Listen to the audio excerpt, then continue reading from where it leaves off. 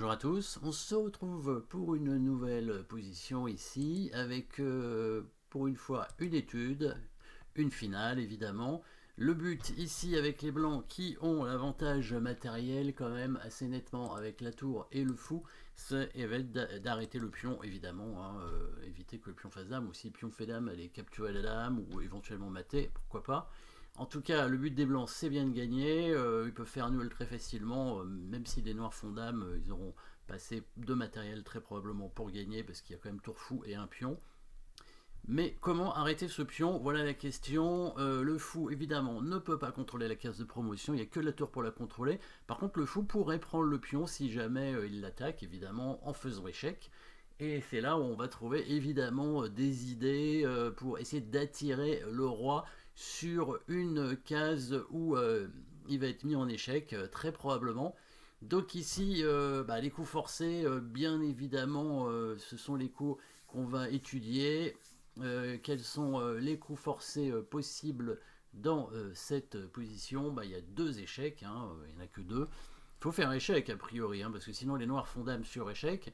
Donc deux échecs possibles, donc tour B7 ou tour en G8, en anticipant le fait qu'il faut évidemment réussir à arrêter le pion. Donc quels sont les moyens pour arrêter le pion? Comme on a dit, soit attirer le roi sur la diagonale ici pour faire un échec avec le fou, gagner le pion, soit avec la tour venir sur la première rangée, hein, probablement sur cette case en F1, parce qu'on voit comme en 1 on va pouvoir y arriver, mais en F1 ça semble possible. Par exemple, si on fait un échec en G8 et qui met son roi en F6, hein, on va faire tour F8 et on ramènera le roi, la tour en F1. Si on fait tour à B7, c'est la même chose, hein, ce qui viennent en F6 ou en F8, on fait tour F7, etc. Donc il va falloir choisir entre les deux. Il y a la possibilité de faire un échec avec la tour aussi sur cette case en H7, voire la case en G6, hein, si on veut faire tour G8. Tour G8, ça a l'air intéressant parce que ça restreint un petit peu plus le roi. Tour B7, il n'y a pas beaucoup de cases non plus, hein, sauf que, voilà, la différence, c'est que sur tour B7, il va venir en H6 pour éviter évidemment l'échec du fou. Il vient pas en F6, hein, comme on a dit, parce que s'il vient en F6, il y a le coup tour F7 qui vient tout de suite arrêter le pion. Donc il vient en H6, et là, si on continue à faire échec, par exemple ici, il vient en G5. Hein. Alors si on avait fait échec en H7, hein, il serait aussi venu en G5. Et là, on n'aurait pas réussi à progresser. Hein. Là, il va venir en H4 simplement. Et on ne peut pas descendre en G1. Hein. Il y a un pion ici, évidemment. La tour ne peut pas descendre. Donc du coup, on va pas répéter la position, répéter les coups. On ne peut rien faire. Et ce sera pareil sur tour B6. Hein. Il va venir en G5. Et on peut tenter ça, mais il va venir en H4. Et du coup, pas de... rien pour progresser. Hein. On va être obligé de faire tour H6. Il va revenir en G5. On va revenir en G6 et va revenir en H4, etc. Alors à noter qu'il ne peut pas aller en H5, hein. Ça c'est important, on le verra par la suite. On verra pourquoi il ne peut pas aller en H5, parce que on va voir de toute façon cette position qui va arriver, avec tour G8 échec.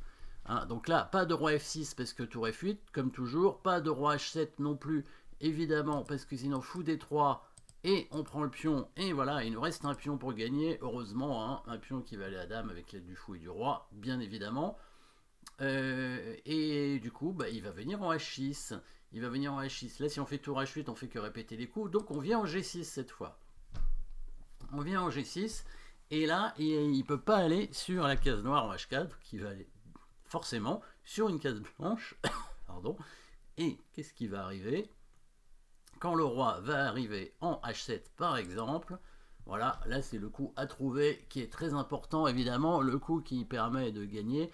Et vous l'avez très probablement trouvé parce que vous connaissez l'attaque à la découverte, hein, la petite attaque à la découverte qui va arriver. Et bien sûr, le fou qui se met en D3 pour à la fois faire une attaque à la découverte, dégager du coup aussi la colonne de la tour et aussi attaquer le pion. Donc ici, les noirs ne peuvent que faire dame sur échec et on va évidemment couvrir l'échec avec la tour en faisant nous-mêmes échec. Hein, c'est ça la pointe de l'attaque à la découverte évidemment. Et la tour va pouvoir capturer la dame. Dans cette position après tour G6, il peut aller aussi en H5, mais ça change rien, bien évidemment. On va mettre le fou en F7. Et là, on voit qu'il y a une découverte, toujours, hein, toujours la même. Hein, s'il fait dame, évidemment, on fait tour G1 et on va pouvoir prendre sa dame tranquillement. Et si jamais il bouge son roi, et ben là, le fou a découvert la colonne de la tour. Hein. Maintenant, la tour peut tranquillement arrêter le pion de ce côté-là. On n'en avait pas pensé que la tour pouvait l'arrêter aussi de ce côté-là, mais ça, si le fou bougeait, évidemment, la tour pouvait tout simplement contrôler l'avancée du pion. Donc très simple ici, mais quand même, hein, il faut trouver les bons coups. Donc le but, c'est bien d'attirer le roi sur des cases blanches afin de faire des échecs, voire donc du coup faire une menace d'attaque à la découverte. Donc ici, thème tactique, hein, attaque à la découverte, bien évidemment. Voilà, merci d'avoir suivi cette petite position. Et n'oubliez pas de vous abonner hein, si vous ne l'êtes pas encore. Ça vous permettra de pouvoir récupérer toutes les vidéos très facilement. Et merci à tous et à bientôt.